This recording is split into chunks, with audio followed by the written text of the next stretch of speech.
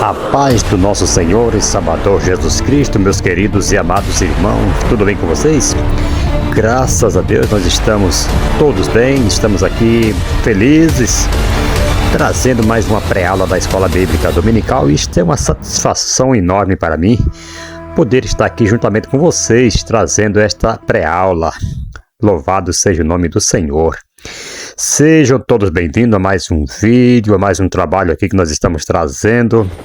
Nós estamos com esse trimestre maravilhoso, né? Que vem falando sobre a igreja em Jerusalém, doutrina, comunhão e fé. A base para o crescimento da igreja em meio às perseguições. Glória a Deus.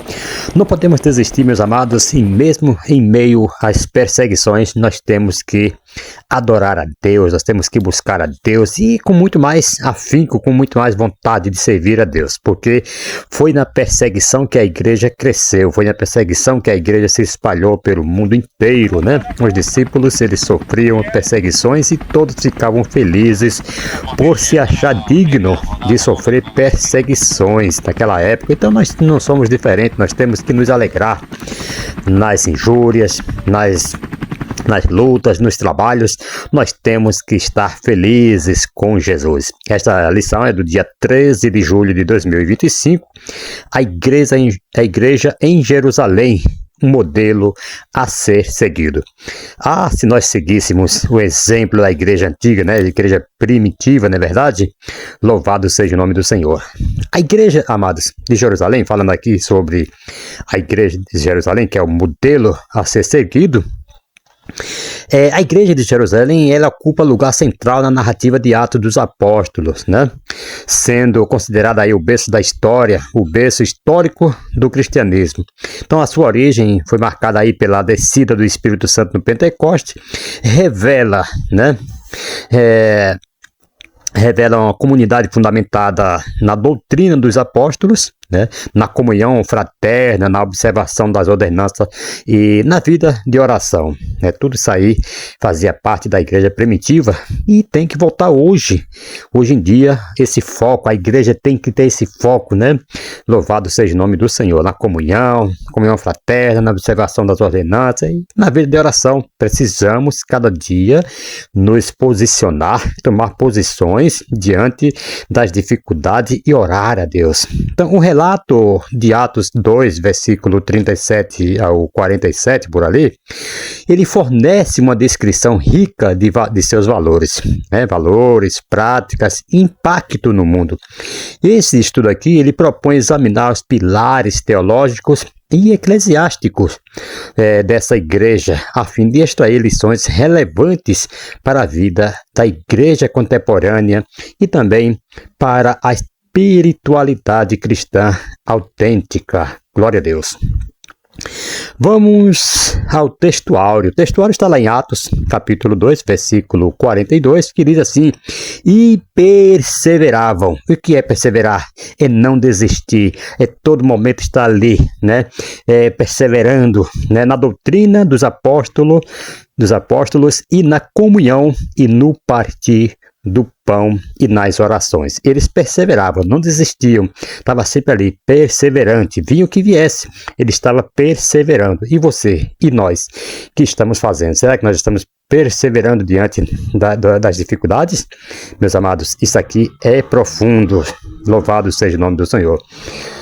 Queridos, tomando aqui como referência o contexto imediato, né? Kenner sugere que Lucas usa uma figura de linguagem conhecida como quiasmo na seção de Atos 2, 41 até o 47. A estrutura quiástica, ou quiasmo, né, é uma forma literária usada na Bíblia em narrativas, poesia e discursos, né, para organizar ideias em forma de espelho, ou seja, de maneira simétrica. Os elementos, amados, são apresentados em uma ordem, por exemplo, A, B, C, e depois retomados em ordem inversa, C, B e A, formando aí um padrão cruzado, né? Daí o termo quiasmo, do grego chiasma, né? Cruzamento. A organização das ideias presente na perípole, né? supramencionada ficam assim. Vamos lá. Primeiro, o A, evangelização eficaz, né, pela pregação. Atos 1:42, né? Então, a evangelização eficaz pela pregação. B, adoração e refeições compartilhadas. Era isso que eles também faziam, né? A evangelização, né, o A, que é evangelização eficaz pela pregação. B, adoração, né, e refeições compartilhadas, que era isso que eles faziam aqui, né, que no Partir do Pão, que fala o textuário, está em Atos 2:42. Isso aqui é do textuário aqui que nós lemos. E o C, bens compartilhados, capítulo 2 de Atos, versículo 44 e o 45. E B, né, voltando aqui, B, adoração e refeição compartilhada, capítulo 2, versículo 46. A evangelização eficaz pelo estilo de vida, Atos 2:47. Essa estrutura aqui, segundo Kenner, mostra como Lucas enfatiza tanto o crescimento externo da igreja, né? A, que é o A, quanto sua interna de comunhão, ensino e espiritualidade. B, né? C, evidenciando aí o equilíbrio entre missão, doutrina e vida comunitária no modelo da igreja primitiva. Em verdade prática, a igreja de Jerusalém, como igreja mãe, tornou-se exemplo para as demais, um modelo a ser seguido por todas as igrejas verdadeiramente bíblicas. Irmãos, isso aqui é muito interessante, nesse textuário, porque a igreja de Jerusalém, ela serve como modelo, não por estar isenta de falhas, né? Não. Mas por ter sido a primeira igreja a viver sob o impacto direto do Pentecoste manifestado ali, né? Manifestando ali elementos fundamentais da fé cristã. Doutrina apostólica, comunhão fraterna, vida de oração e testemunho evangelístico. Então, por isso que esse modelo aqui deve ser seguido hoje pelas igrejas atuais. Porque, irmãos, uma coisa que nós precisamos fazer é copiar essas coisas boas que eles faziam. Nós deveríamos repetir sempre essas coisas boas que as igrejas de antigamente elas faziam. E isso seria muito maravilhoso, muito proveitoso se nós seguíssemos este exemplo da igreja primitiva, né? A leitura bíblica em classe, amado, está lá em Atos 2, capítulo 2, versículo 37 ao 47. Nós vamos pular ela, mas temos aqui, ainda falando aqui sobre este textuário, a autoridade do exemplo da igreja mãe está no fato de ter sido edificada pela pregação apostólica e de ser cheia do Espírito Santo. Ainda assim, queridos, era uma igreja composta por pessoas humanas, sujeitas a erros e limitações, né? Não era formada por super santo, super crente, não. Não. Santo somente o Senhor, que não erra, que ele é inerrante, né? Mas ser uma igreja formada por seres humanos, pessoas sujeitas a erros, limitações, todos nós somos sujeitos. A Bíblia fala de Elias, né? Que era um homem sujeito às mesmas paixões de hoje, que nós temos hoje, sentimos, né? Mas foi um homem que orava e Deus fazia, era um homem que dava segundo, ele falava segundo a minha palavra, e assim acontecia. Então nós temos esse exemplo a seguir, certo? Não é porque nós vamos imitar a igreja primitiva que nós vamos ficar isento de erros, não. Eles também eram, né, pessoas sujeitas a erros, assim como nós. Atos capítulo 5, versículo 1 ao 11 e Atos capítulo 6, versículo 1 ao 7. Embora, amados, exemplar não era perfeita, né? Em Atos 5, a hipocrisia de Ananias e Safira, ela revela o perigo do pecado oculto dentro da igreja, né? Está lá no capítulo 5, versículo 1 até o versículo 11. E em Atos capítulo 6, ali surge a primeira crise administrativa, quando os helenistas reclamam da negligência no cuidado das viúvas, por exemplo, apontando uma tensão étnica e estrutural. Atos 6, versículo 1. E em Atos 11, os líderes da igreja demonstram ali resistência ao aceitar a inclusão dos gentios, evidenciando uma dificuldade em romper com tradições judaicas, né, arraigada em seus corações, com Atos 9, versículo 2 e o versículo 3. Essas imperfeições aqui nos ensinam que a verdadeira igreja não é marcada pela ausência de erros, não, mas sim por sua abertura, a correção e a obra purificadora do Espírito Santo.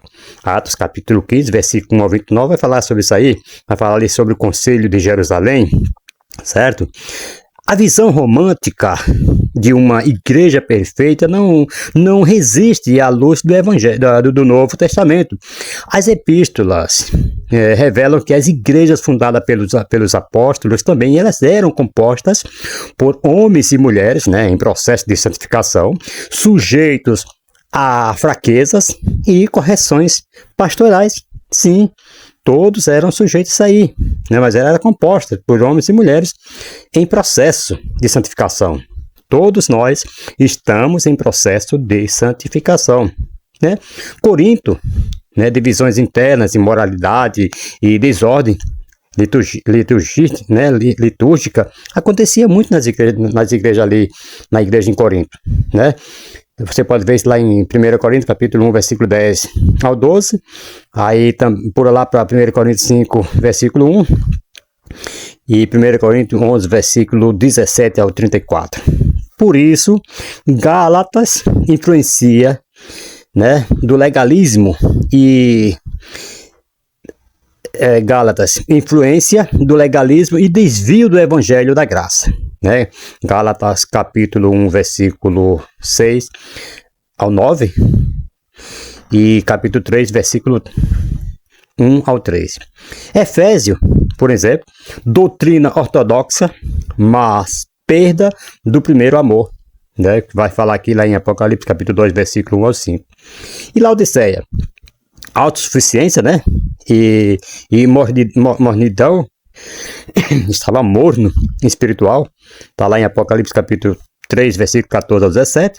Filipos, né? Conflitos interpessoais, Filipenses capítulo 4, versículo 2 e 3. Então, essas dificuldades aqui, queridos, reforçam a verdade de que não há igreja sem problemas, porque não há cristão sem pecados. Vocês entenderam isso aí? Não há igrejas sem problemas, porque não há cristãos sem pecados. Somos justificados, sim, mas ainda não somos glorificados, né? Romanos capítulo 8, versículo 30 e Filipenses, aliás, capítulo 3, versículo 12. Glória a Deus. Louvado seja o nome do Senhor.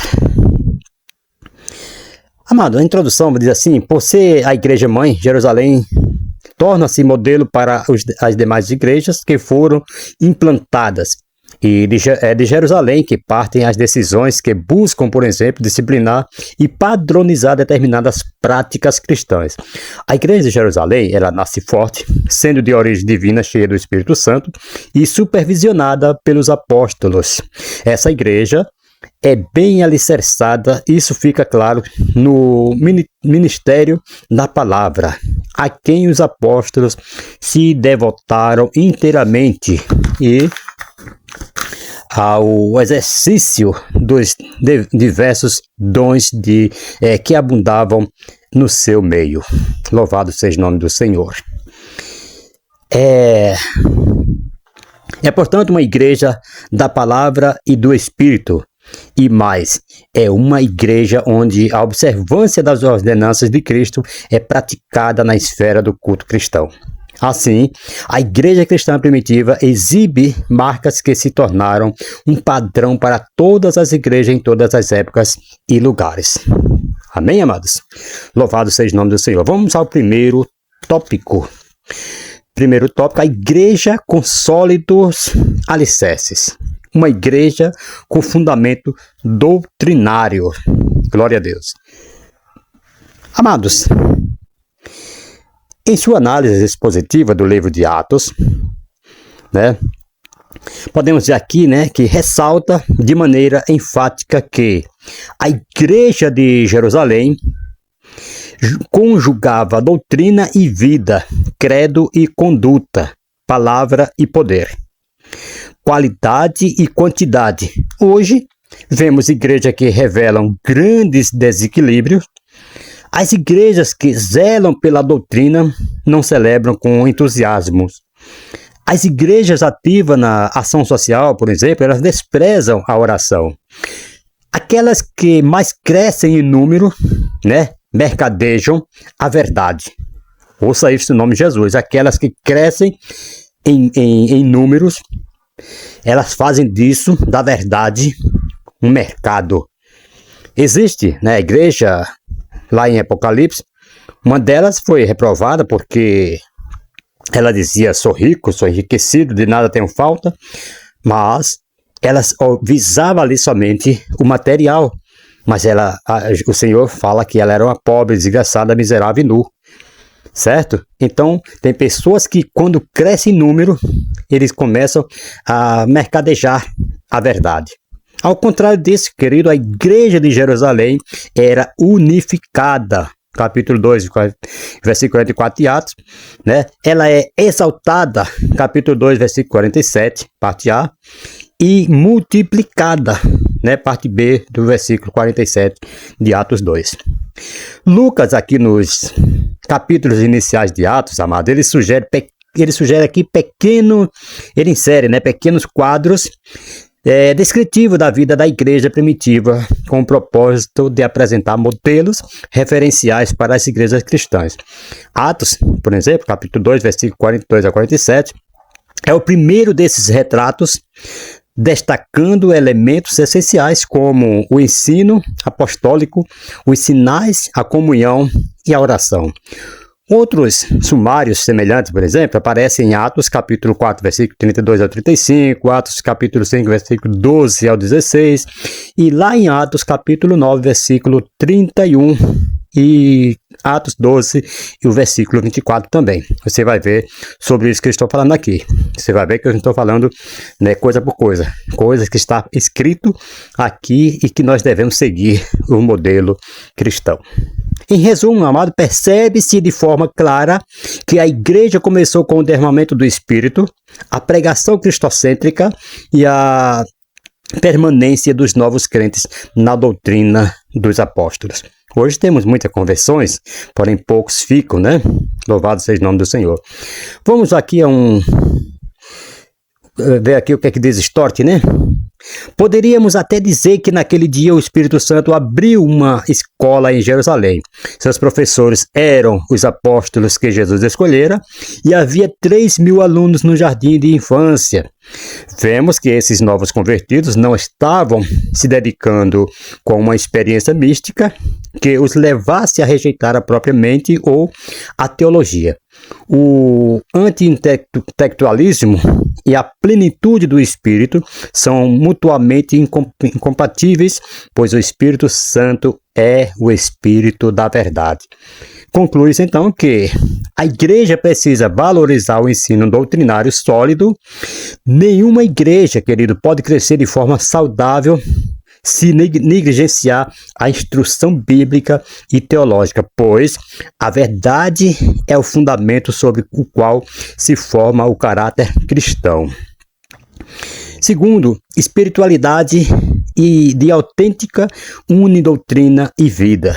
A igreja contemporânea precisa resistir à fragmentação entre ortodoxia, crença correta, e ortopraxia, prática correta. A igreja cristã, querido, que ensina, ora, serve e celebra, está mais próxima do modelo apostólico do que aquela que enfatiza apenas um destes aspectos. E em terceiro lugar, crescimento espiritual e numérico não pode ocorrer, à custa da verdade. Não devemos sacrificar a sã doutrina por estratégias de crescimento superficial. O progresso que agrada a Deus é aquele que resulta da fidelidade à palavra e da ação do Espírito Santo. Amém? Glória a Deus, louvado seja o nome do Senhor. Vamos ao segundo subtópico. Perseveravam na doutrina dos apóstolos. Atos 2:42. Vamos estar explicando aqui. Nós não lemos aqui a leitura bíblica em classe, porém, nós estamos trazendo aqui a explicação de cada versículo. Glória a Deus, louvado seja o nome do Senhor e Salvador Jesus Cristo.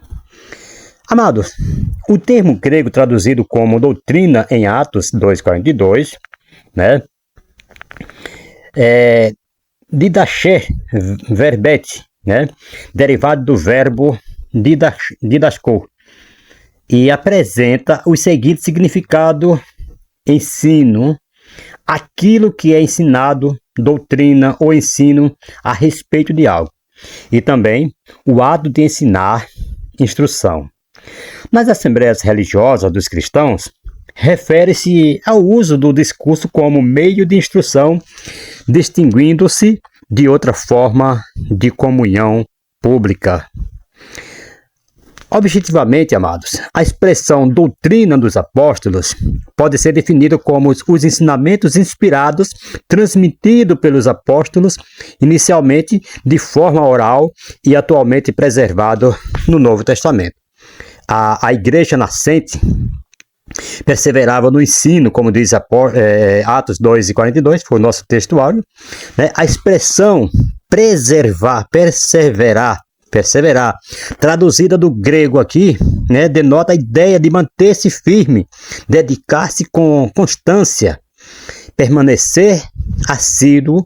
Trata-se de um verbo que indica continuidade e determinação, não uma ação esporádica.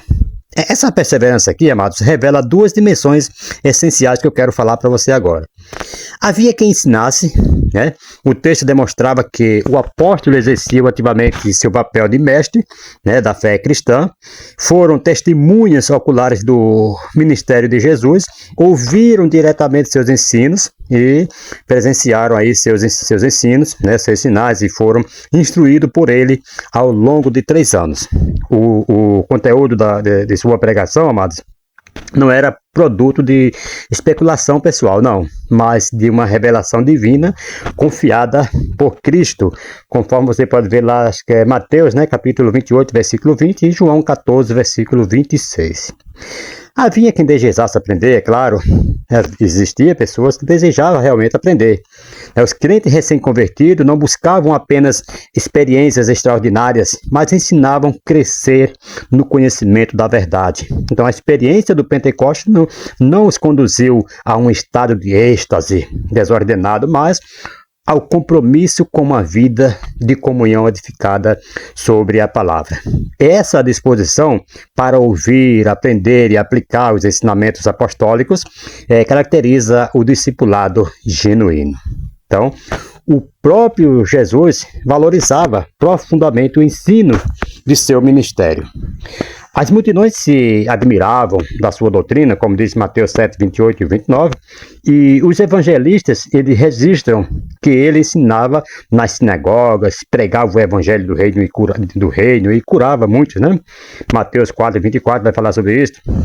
Então, antes de sua ascensão, incumbiu seus discípulos de fazer outros discípulos também, ensinando-os a guardar tudo o que lhes havia ordenado, né? Mateus 28, versículo 19 ou 20, ali vai falar sobre essas coisas.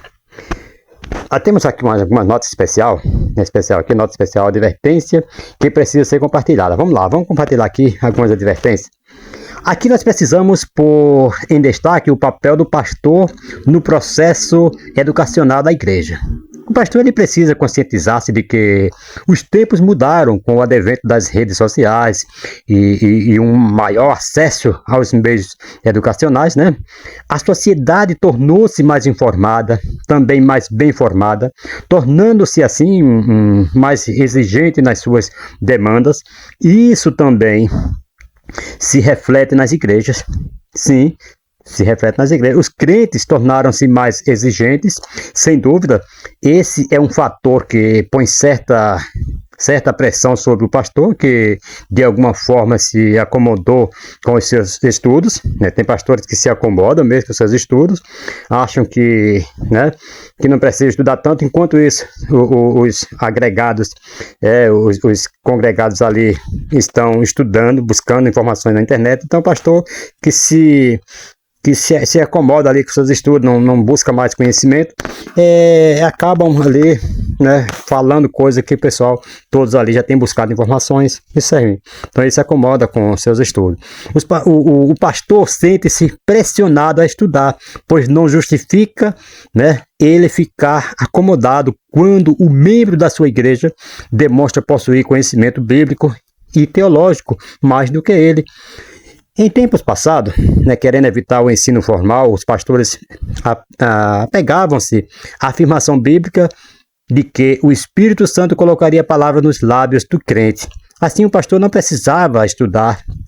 Eles pensavam assim, o Espírito Santo vai colocar a palavra, não precisa estudar. Quer dizer uma coisa para você, aqui, irmão, que a Bíblia diz que o Espírito Santo vos fará lembrar, né? E não dará adivinhação, não. Fará lembrar o quê? Aquilo que você já estudou. Então, quando a pessoa pensa assim, não precisa estudar não, que o Espírito Santo vai colocar na palavra na sua boca, tal. Então, irmão, essa é sem dúvida uma exegese aí equivocada e uma forma simplista de entender a Bíblia. Paulo mesmo, ele aconselhou a Timóteo dedicar-se à leitura. Veja só. Paulo, ele falou isso para Timóteo se dedicar à leitura. Olha o que ele falou, aplica-te na leitura. 1 Timóteo capítulo 4, versículo 13, não é isso? Então, quando se negligencia o estudo, é fácil torcer o texto, né? Aquele texto bíblico, fazendo dizer o que, na verdade, ele não está dizendo. Grandes pregadores como John Wesley, né? Charles Spurgeon, né, dos Heróis da Fé, Adam Clarke, Meyer Pearman, Antônio Gilberto, entre muitos outros, eles foram estudantes vorazes da Bíblia e daquilo que ajudaria a entendê-la. O pastor, né, ele deve estudar para poder melhor desempenhar o seu papel ministerial. É inconcebível, amados, o analfabetismo bíblico, o teólogo presente em muitos crentes, né, especialmente líderes. A pobreza dos púlpitos é resultado da pobreza bíblica, teológica e cultural de muitos pastores. Não só é perigoso, como também é uma irresponsabilidade de quem o faz. Colocar alguém sem o devido conhecimento bíblico e teológico para liderar uma igreja, por exemplo. É como colocar alguém dentro de um carro e mandá-lo dirigir em um grande centro sem ele possuir uma carteira de habilitação. Se ele não se ferir e morrer, provavelmente vai ferir e matar alguém. Então, se a pessoa nunca dirigiu, se a pessoa nunca não tem uma carteira, é melhor não fazer isso. Aí conclui-se então que a Escritura é o alimento da alma, a fonte do poder e do crescimento do crente. Não existe alternativa à exposição fiel da palavra. Irmãos, as igrejas que negligenciam esse fundamento o fazem para sua própria ruína, como alerta o profeta, né? O meu povo foi destruído porque lhe faltou conhecimento, como diz lá em Oséias capítulo 4, versículo 6, por ali. Amados, a igreja, ela não pode praticar aquilo que não conhece, nem os crentes podem viver segundo o princípio que jamais aprenderam. A exposição contínua das Escrituras, amado, a exposição contínua das Escrituras deve ser o centro da vida da igreja. Então, os crentes mais nobres, né, Os mais nobres crentes são os que examinam diariamente as escrituras, como os bereanos, por exemplo, né? Os bereanos, eles eram uma pessoa que estava sempre buscando, estava sempre confirmando, ver se estava certo, né? Então temos que buscar sempre, diariamente, as escrituras, pois nelas encontramos o fundamento seguro da fé apostólica. Louvado seja o nome do Senhor e Salvador Jesus Cristo. Vamos ao terceiro subtópico. O terceiro subtópico que vai nos falar sobre uma igreja relacional e piedosa. Uma igreja relacional e piedosa. Glória a Deus. Louvado seja o nome do Senhor e Salvador Jesus Cristo. Amados, podemos destacar aqui que na igreja de Jerusalém os irmãos gostavam de estar juntos, né? Capítulo 2, versículo 44 de Atos. Eles partilhavam seus bens, né? No versículo 45. Eles apreciavam estar no templo, versículo 46, e também nos lares, faziam os cultos nos lares, as orações. Quando Pedro estava preso, o apóstolo Pedro estava preso, que os irmãos estavam reunidos na casa de Maria, mãe de Marcos, né, fazendo orações por Pedro para que Deus livrasse. E o anjo foi lá e abriu a prisão e tirou Pedro de lá.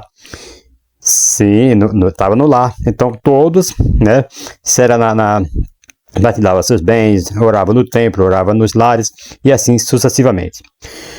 Irmãos, deixa eu falar uma coisa para você aqui.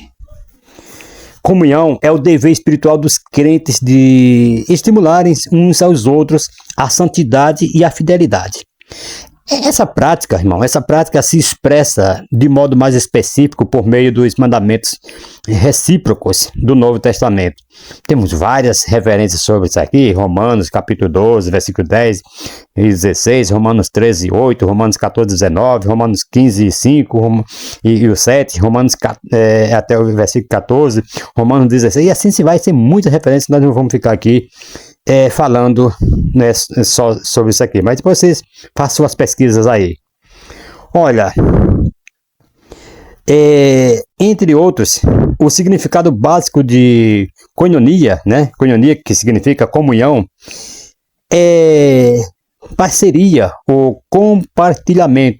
Aqueles que recebem a Jesus Cristo tornam-se parceiros com Ele e com todos os demais crentes, né? 1 João 1:3 vai falar isso.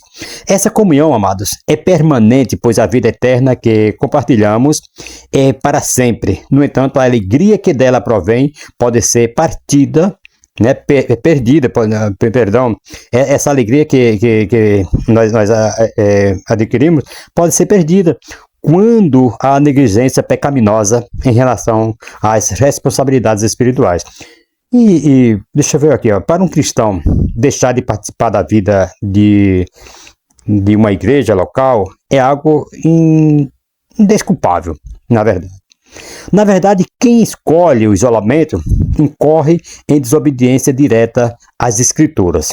A gente tem pessoas que querem se isolar, né? Querem ficar numa vida de isolamento, né? Hebreus capítulo 10, versículo 24 e 25 vai falar isso. Exorta os crentes a considerarem uns aos outros para se estimularem ao amor e às boas obras, não deixando a nossa congregação, como é o costume de alguns, antes ademoestando-nos uns aos outros, e tanto mais quanto vedes que vai aproximando aquele dia. Então a Bíblia, ela concebe a vida cristã como sendo vivida a parte da comunhão com os outros crentes. Todos os membros, ouça isso no nome de Jesus, todos os membros da igreja, né, universal, o corpo de Cristo devem estar ativos. Aqui o que eu falo aqui é a igreja universal, não é a igreja do Edir Macedo não, tá? A igreja universal é a única igreja do Senhor Jesus Cristo. O corpo de Cristo devem estar ativamente e intimamente envolvidos em assembleias locais. Seguindo aqui o fluxo do texto bíblico, somos informados de que os crentes perseveravam nas orações. Nesse contexto aqui, amados, nós podemos sublinhar aqui alguma coisa. A igreja de Jerusalém não apenas possuía uma boa teologia da oração, mas efetivamente orava. Ela dependia mais de Deus do que dos próprios recursos. Quando a pessoa orava, confiava em Deus, orava a Deus, os recursos vinham. Então, o recurso aí não ia depender muito, porque era Deus quem, né? Se confia em Deus, Deus manda tudo, né? Está lá em Atos capítulo 1, versículo 14, a seguir. Então, todos unânimes, veja lá, perseveravam em oração, como diz Atos 3, versículo 1. Então, os líderes da igreja, eles vão orar às 3 horas da tarde, né? A gente vê ali que em Atos 4:31 fala sobre isso. Então, a igreja sob perseguição, ela ora, o lugar treme e o Espírito desce. Está lá em Atos capítulo 6, versículo 4. Então, a liderança, ela entende que a sua maior prioridade é a oração e a palavra, né? Atos capítulo 9, versículo 11 fala isso. Então, o primeiro sinal de que Deus deu a Ananias sobre a convenção de Paulo é que ele estava orando. Até Atos, né, capítulo 12, versículo 5, né? Então, Pedro está preso, mas a oração incessante da igreja em seu favor, e ele é miraculosamente libertado, né? Atos 13, versículo 1 ao 3. Então, a igreja de Antioquia, por exemplo, ora a Deus, abre as portas das missões, naquelas missões mundiais, né? Atos 16, 25 a seguir. Paulo e Silas, eles oram na prisão e Deus abre as portas da Europa para o Evangelho, Atos 20, versículo 36. Paulo ora com os presbíteros da igreja de Éfeso na praia, Atos 28, versículo 8 e 9. Paulo ora pelos enfermos da ilha de Malta e os cura. Você vê que a oração, irmãos, a liderança tem que estar de frente, a liderança tem que estar na ativa, e assim a igreja o segue. Infelizmente, na igreja contemporânea, né, a oração tem sido amplamente negligenciada. Programações, show, entretenimento e testemunho de pessoas influentes costumam atrair grandes multidões, né? As reuniões de oração, por outro lado, são frequentadas apenas por poucos fiéis. Então, essa negligência é, sem dúvida, uma das razões principais da fragilidade espiritual que se observa em muitas igrejas de hoje. Em contraste, queridos, com a igreja primitiva, nós temos aqui temos nos esquecido das exortações bíblicas de orar sempre, né? Como diz Lucas capítulo 18, versículo 1, Efésios 6, versículo 18, e também de perseverar e a perseverar na oração. Nós temos também aqui algumas referências, Romanos 12, 12, Colossenses 4, 2. Então, conclui-se que uma igreja relacional valoriza pessoas. Certo? Uma igreja relacional valoriza pessoas. Ouça isso no nome de Jesus. Será que nós estamos orando, buscando, sofrendo, né, pagando um preço para buscar as pessoas que estão lá no mundo? Ou será que nós estamos preocupados só com números? Porque tendo número vai ter recursos na igreja, vai ter dízimo, vai ter oferta. Não, temos que nos preocupar primeiro com salvação de alma. Conclui-se então que essa igreja relacional, ela valoriza as pessoas. Não enxerga o irmão solitário. Tá? Então essa igreja, ela enxerga o irmão solitário no banco, o novo convertido sem apoio e o membro afastado sem acompanhamento. Perseverar na comunhão, amado, é contrariar o individualismo, romper com a indiferença e cultivar vínculos de discipulado, cuidado mútuo e correção em amor. Né? Atos capítulo 2, versículo 44 ao 46 e Hebreus 10, 24 e 25. Irmãos, a alegria que a igreja que não ora, ela morre espiritualmente. Uma igreja, amado, que troca o clamor pelo entretenimento, ela perde o vigor espiritual. Mesmo que cresça numericamente, Atos mostra que não há, que onde há a oração, há avivamento. Onde a oração cessa, a carne assume o púlpito e a frieza ocupa os bancos. Conheço igreja que está vazia nos dias de culto, era lotada, era cheia e hoje está vazia, infelizmente. Por quê? Porque talvez deixou de cumprir esse requisito aqui, certo? Então, a igreja que não ora, ela morre espiritualmente. Uma igreja que troca o clamor pelo entretenimento. Já viu pessoas que fazem, vamos fazer um culto, não sei de que lá, tal, daí vamos convidar pregadores, cantores, vamos fazer aquilo. Entretenimento.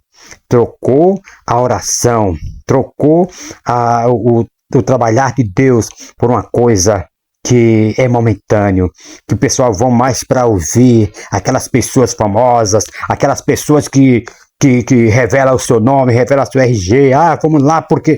Irmãos, vamos orar, porque avivamento só vem através da oração. Quando a oração cessa, a carne assume o púlpito e também a igreja, né? A frieza ocupa os bancos da igreja. Atos capítulo 6, versículo 4 vai falar sobre essas coisas. Atos 12, versículo 5 e Atos 13, versículo 1 e ao 3.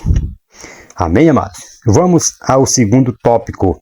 Desculpe aqui a minha franqueza, mas não tem outro caminho a se seguir a não ser a oração. Quando você quiser resolver algo difícil, é no joelho, na presença de Deus. É Deus quem resolve. Ouça isso no nome de Jesus. Segundo tópico, a igreja observadora dos símbolos cristãos. O batismo, né? Vamos falar aqui sobre o batismo. Irmãos, as ordenanças, elas são chamadas de sacramentos, tanto pela Igreja Católica quanto por algumas denominações históricas, né? E são também reconhecidas como meios de graça por elas. Na teologia pentecostal, usa-se o termo ordenanças para se referirem ao batismo e à ceia do Senhor. Foram essas duas ordenanças que foram ordenadas pelo Senhor. Certo? Essa preferência decorre simplesmente do fato de que o Senhor Jesus ordenou ambas as coisas. Uma ordenância é simplesmente uma prática ou cerimônia prescrita.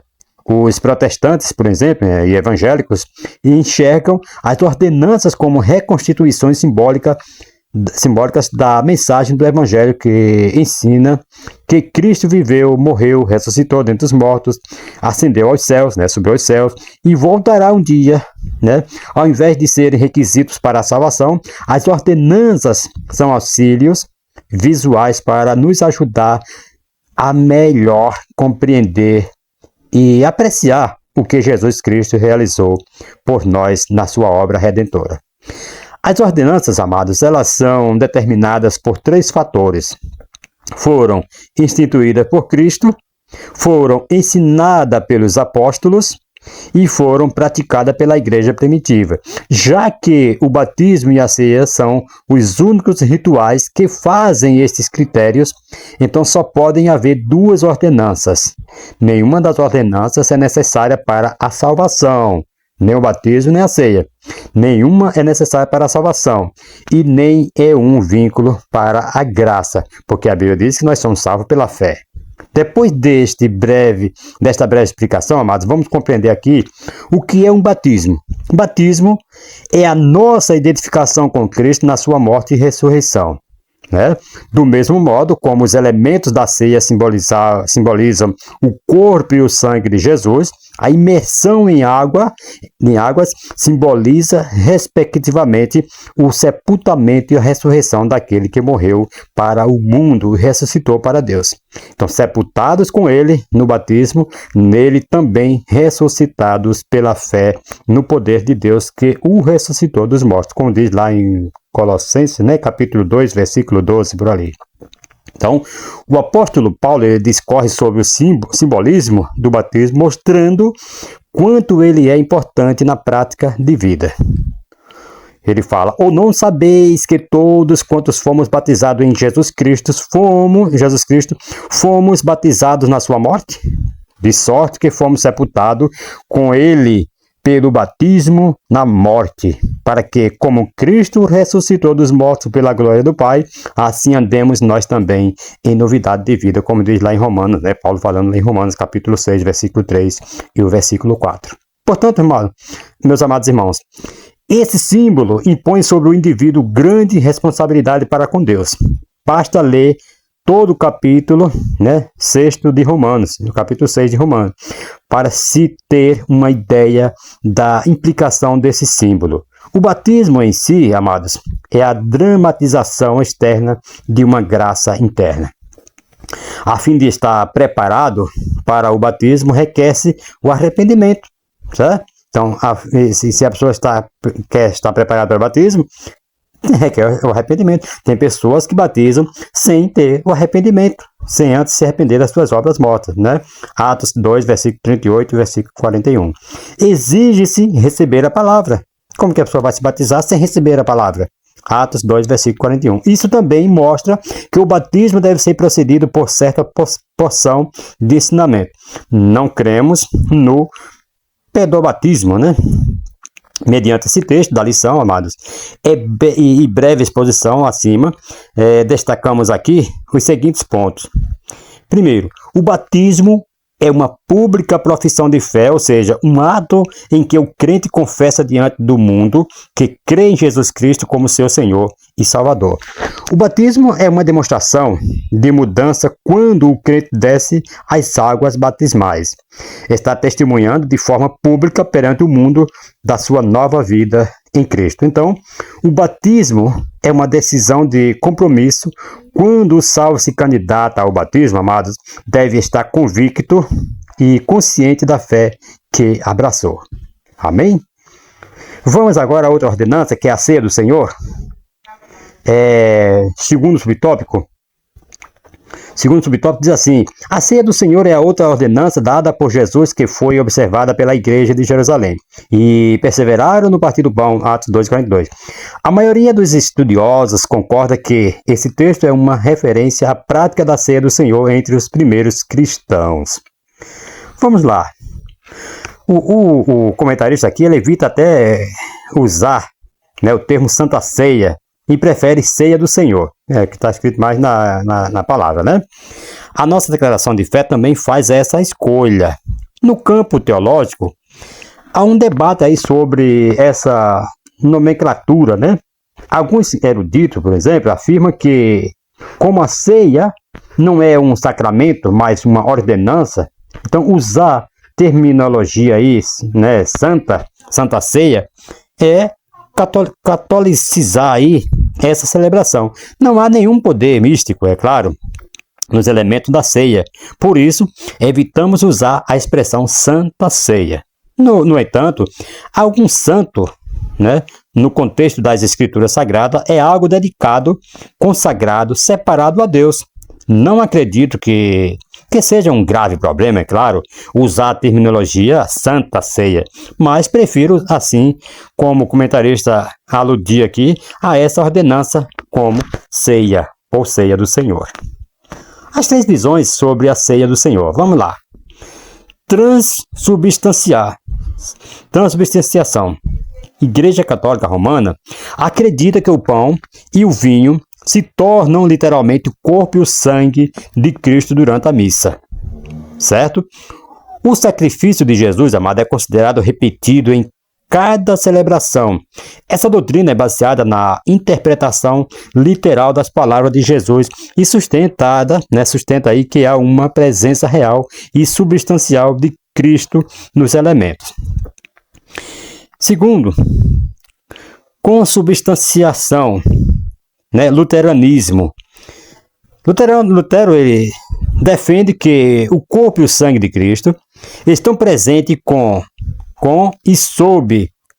em e sob o pão e o vinho, sem que os elementos se transformem. Baseia-se na ideia de que o corpo de Cristo é onipresente, ainda assim mantém traços da tradição católica e não sustenta apoio claro nas Escrituras. E terceiro,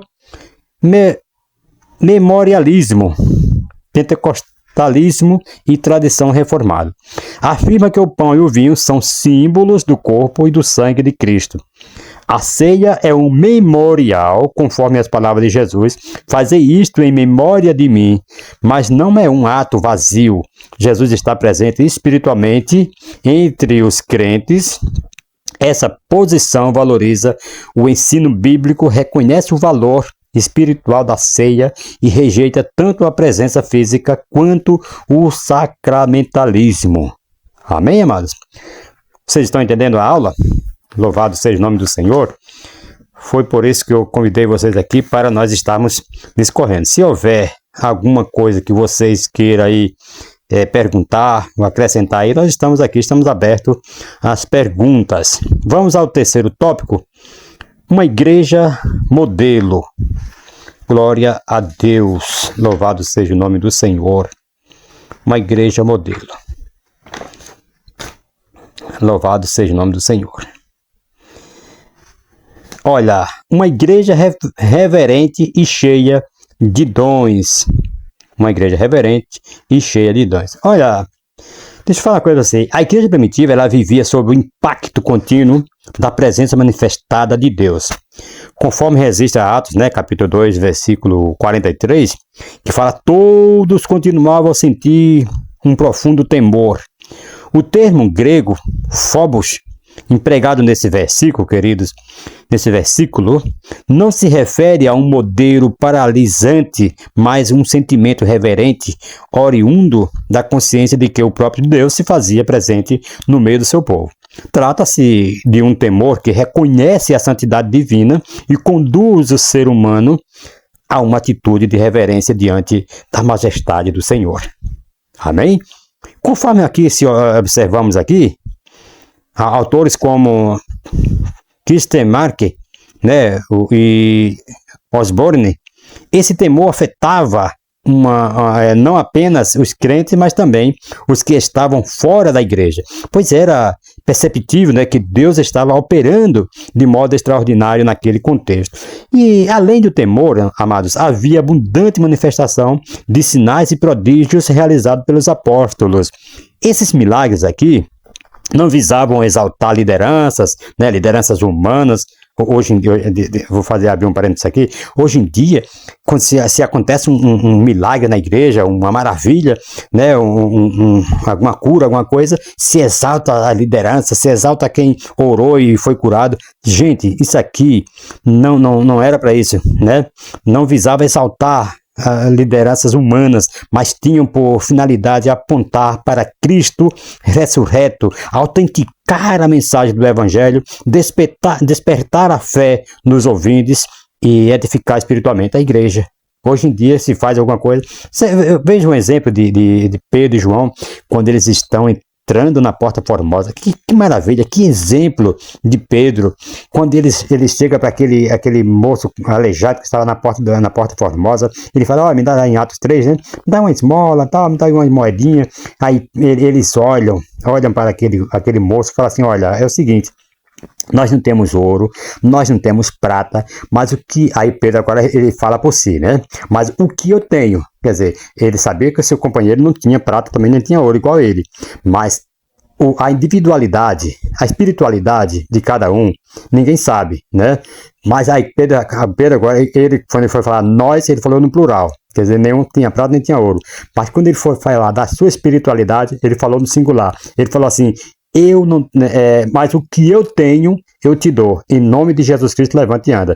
Então, cada um deve se conhecer, deve saber o que é que você tem no coração, o que é que você tem para oferecer. Se você tem Jesus, se você tem uma palavra que vai de encontro com aquela necessidade daquele cidadão, você vai falar por você, não vai falar por, é você e Deus naquele momento. E ele deu a ordem, aquele moço se levantou e entrou no templo, louvando e exaltando a Deus, e se apegava a Pedro e João, a ponto, amado, que a igreja, veja isso, que não foi exaltar aqui a liderança, esse milagre aqui não exaltou a liderança. A igreja queria, olhavam para Pedro e João como se eles fossem um Deus, como se fosse ele que tivesse feito aquele milagre. Aí Pedro fala assim: olhai para mim, olhai para nós, vocês estão falando, estão olhando aí para nós como se fosse nós, com nossos próprios poderes, tivesse operado esse milagre. Não foi nós, ele apontou para Cristo, foi Jesus a quem vocês crucificaram. Então aqui exaltou a Cristo e não exaltou a liderança, não exaltou a Pedro nem a João naquele momento. Então muitos hoje estão pregando, estão tomando a glória para si, muitos hoje estão operando, muitas vezes orando e Deus operando milagre, estão tomando a glória para si. Eu fiz isso, eu ressuscitei tanto, eu fiz aquilo. Não, a glória tem que ser apontada para Deus.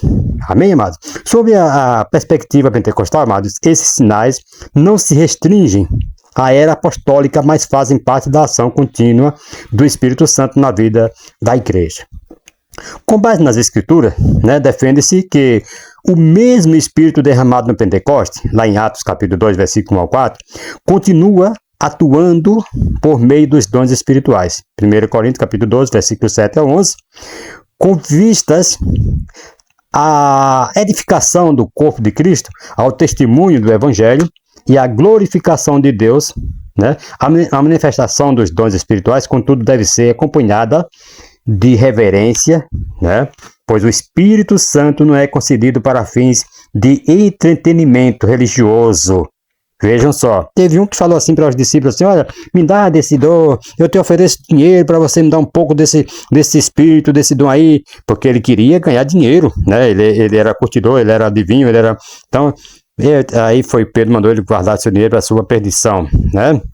Então, o Espírito Santo ele não é concedido para fins de entendimento religioso, mas como meio de capacitação santa, onde há temor a Deus, há também espaço legítimo para o sobrenatural. Amém? Infelizmente, observa-se na atualidade, né, eu quero dizer nas igrejas atual, uma oscilação entre dois extremos. De um lado, aos que negam os milagres e rejeitam a atualidade dos dons espirituais, reduzindo a fé cristã a uma racionalidade estéril, por exemplo. De outro lado, encontra-se os que, em nome do poder, fabricam sinais, distorcem a palavra e tratam o sagrado com leviandade. A igreja primitiva, amado, ela apresenta, contudo, um modelo equilibrado, uma fé viva, reverente e cheia do Espírito. Louvado seja o nome do Senhor e Salvador Jesus Cristo. Vamos agora ao segundo subtópico do tópico 3, uma igreja acolhedora. Glória a Deus. O texto de Atos 2, 44 ao 46, aqui, nos revela uma comunidade que vivia em unidade espiritual e em comunhão prática. Todos os que criam estavam juntos e tinham tudo em comum, é o que diz lá a palavra. Esta união não era resultado de uma imposição institucional, não, mas de um mover espiritual espontâneo, operado ali pelo Espírito Santo na vida dos crentes regenerados. A convivência, amados, a convivência cristã, ela ia além das palavras. Era marcada pela partilha voluntária dos bens, pela hospitalidade e pela mútua assistência diante das necessidades, né? A prática de ter tudo em comum não deve ser confundida com qualquer forma de comunismo ou coletivismo, né? Compulsório, né? O uso dos verbos no imperfeito, né? Vendiam e repartiam indicações contínuas e pontuais feitas conforme as necessidades seguiam. O testemunho de Pedro a Ananias, por exemplo, capítulo 5, versículo 4, confirma aí que a entrega de bens era completamente voluntária. Trata-se, portanto, de um modelo de generosidade sacrificial em que cada crente, sob o impulso da graça e da sensibilidade ao Espírito, renunciava os seus próprios interesses em favor dos irmãos necessitados. Você vai ver isso lá em 2 Coríntios, capítulo 8, versículo 13 ao 15.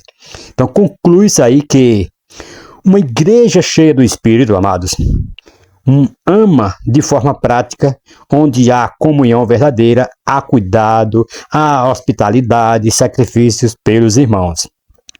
Quando a igreja perde essa sensibilidade, ela perde seu brilho. O egoísmo apaga a chama do Espírito e o amor se esfria. Infelizmente, a gente vê muitas igrejas que estão vivendo isso aí. Então, o Espírito que nos enche para falar em outras línguas é o mesmo que nos impulsiona a abrir a casa, a mesa e o coração. Tá? Louvado seja o nome do Senhor. Então, o mundo precisa ver esse tipo de igreja unida, generosa, cheia de compaixão, cheia de compaixão. Não basta pregar. Não basta pregar. É preciso viver a fé que não se torna aí amor, né?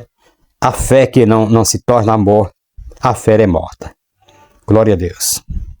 Vamos ao terceiro subtópico. Rapidinho, nós já estamos terminando. Glória a Deus. Louvado seja o nome do Senhor. Aleluia.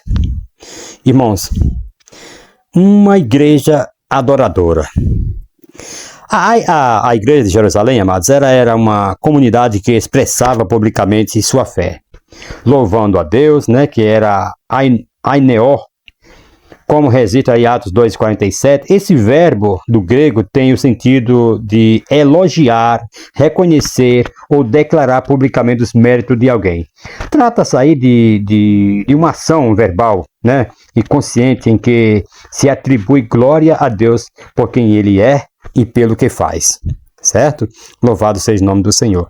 E nesse contexto, o louvor não era um ato meramente litúrgico, né, ou musical, mas uma resposta direta à ação de Deus na história e na vida dos crentes. Então, a igreja primitiva louvava porque experimentava a realidade da salvação, da comunhão com Deus e dos sinais que confirmavam a atuação do Espírito Santo.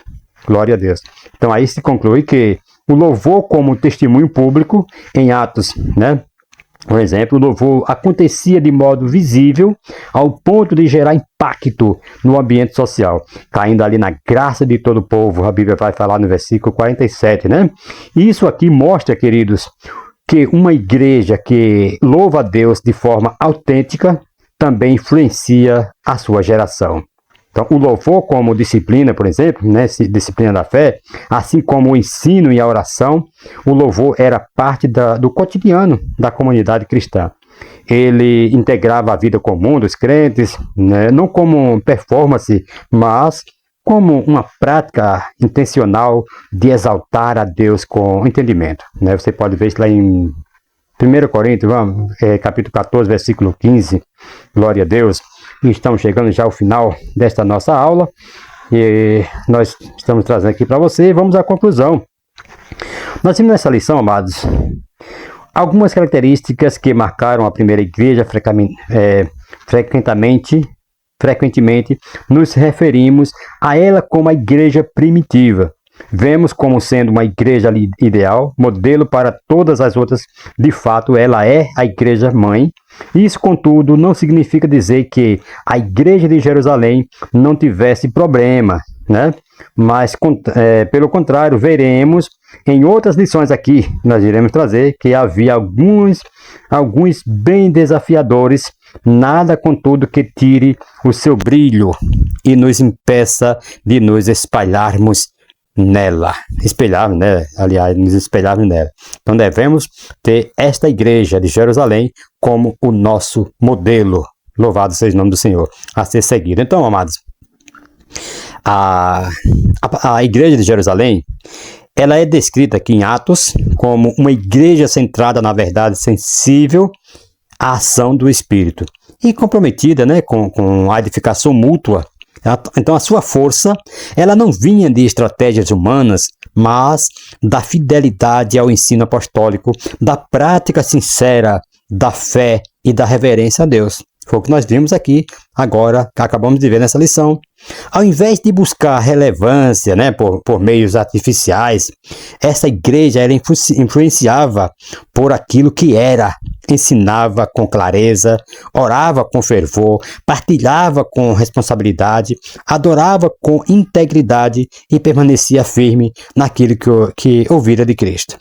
Que nós ficamos também, amados, firmado neste exemplo de Cristo. Louvado seja o nome do Senhor e Salvador Jesus Cristo. Um forte abraço a todos vocês em nome do Senhor Jesus Cristo e até a próxima lição que nós estaremos trazendo aqui. Vai ser a lição 3, uma igreja fiel à pregação do Evangelho. Né? Fique aí conectado, deixa aí o seu like e vamos juntos estar evangelizando. Compartilhe nossos vídeos, porque isso vai nos ajudar também a estar levando a mensagem do Cordeiro e falando de Jesus Cristo àqueles que estão necessitando, amém, de uma palavra, de um apoio. Que Deus abençoe a todos. Um forte abraço em nome do Senhor Jesus Cristo. Amém.